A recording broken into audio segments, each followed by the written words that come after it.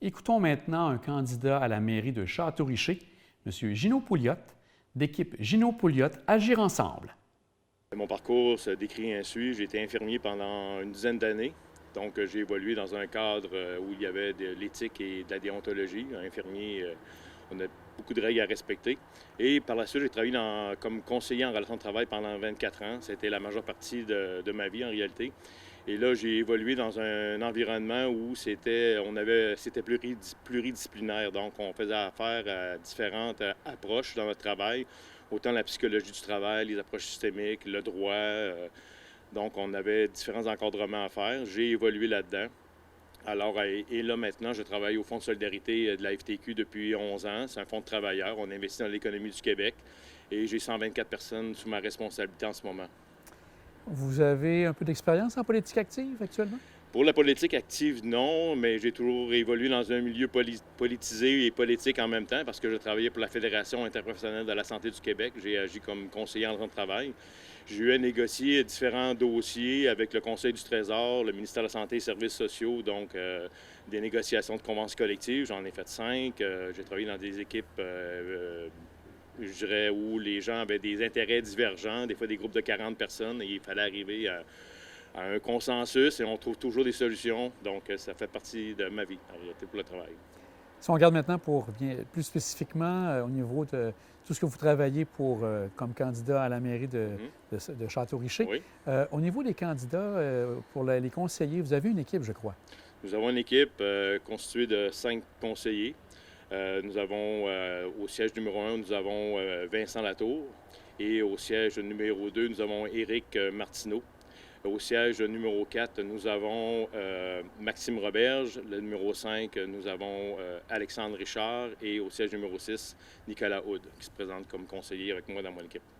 Et pour les réalisations que vous souhaitez faire pour les 4 prochaines années, quelles sont les principales? Les principales, nous avons mis en ligne notre plateforme électorale de notre campagne le dimanche dernier. Les gens vont le recevoir bientôt par la poste d'ici une semaine environ. Il y a eu des petits délais à cause du manque de papier là, au niveau de l'imprimerie. Mais les gens vont le recevoir sans aucun problème. On a des enjeux principaux, entre autres, sur la relation avec les publics et le partage de l'information. Nous avons des enjeux sur la sécurité, sur l'environnement, sur les finances publiques et sur aussi les loisirs, le côté communautaire et le patrimoine. Et comment comptez-vous réaliser tout ça, plus spécifiquement par rapport aux points que vous venez de noter? Bien, notre approche va être basée beaucoup sur, en réalité, sur la consultation auprès des citoyens, secteur par secteur, parce que chaque secteur, les citoyens ont des besoins particuliers qui leur est propre. Et donc, on va être à l'écoute des gens. Notre approche va être vraiment basée sur ça. On veut redonner, en réalité, à la population le droit de parole, le droit de s'exprimer. Puis on veut prendre le temps d'écouter les gens et de bien comprendre, de bien saisir les enjeux qui les concernent. Donc, à partir de ce moment-là, nous allons intervenir en conséquence et nous allons évoluer là, dans ce cadre-là.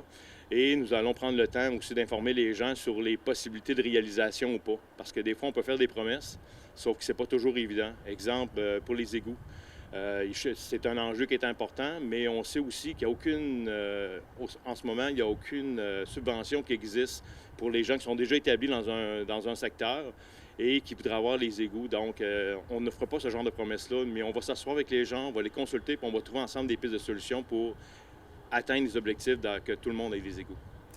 Si on regarde, Château-Richer est une grande municipalité, Oui. sûrement la plus grande au niveau de la superficie sur la côte de Beaupré. Oui. Avez-vous des réalisations que vous regardez pour certains secteurs de Château-Richer, plus spécifiquement?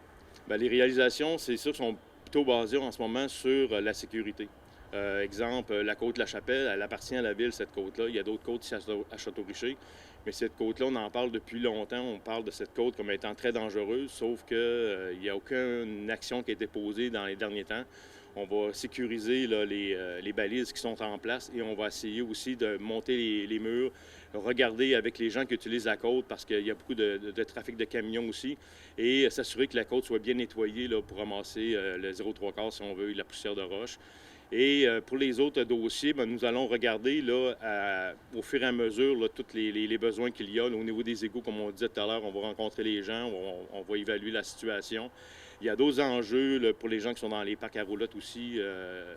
Il y a des besoins, des demandes. On a commencé à ramasser l'information, les gens nous ont consultés. Et nous allons agir en conséquence là, pour s'assurer qu'au moins ils aient l'information, puis par la suite, on va prendre les actions qu'il faut.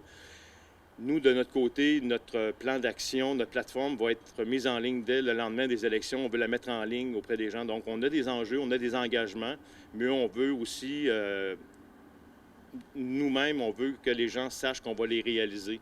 Donc, en les mettant en ligne, les gens vont pouvoir suivre l'évolution de nos dossiers. À chaque 3 mois, ça va être mis à jour.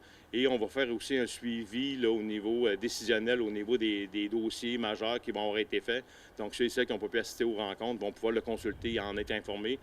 Le journal La Tribune va également être mis à jour pour qu'on puisse, les gens qui reçoivent par la poste à la maison, puissent avoir l'information également, parce que c'est pas tout le monde qui a Internet et qui peut suivre les choses en ligne.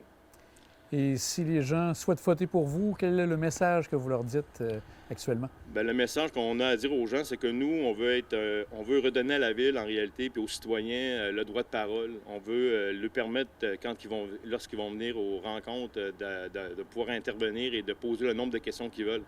Présentement, le nombre de questions est réduit à 2 et parfois, les gens se font dire, bien, on a déjà répondu à cette question-là, il y a 2 conseils, alors que les gens c'est légitime de poser la question. Donc, il faut prendre le temps de répondre, il faut prendre le temps de bien expliquer aux gens les questions, puis leur donner le droit de parole. Puis on veut aussi changer l'endroit où les rencontres vont avoir lieu. Ça va avoir lieu au centre Olivier Tardif, où les gens n'auront pas besoin de monter un escalier qui est abrupt.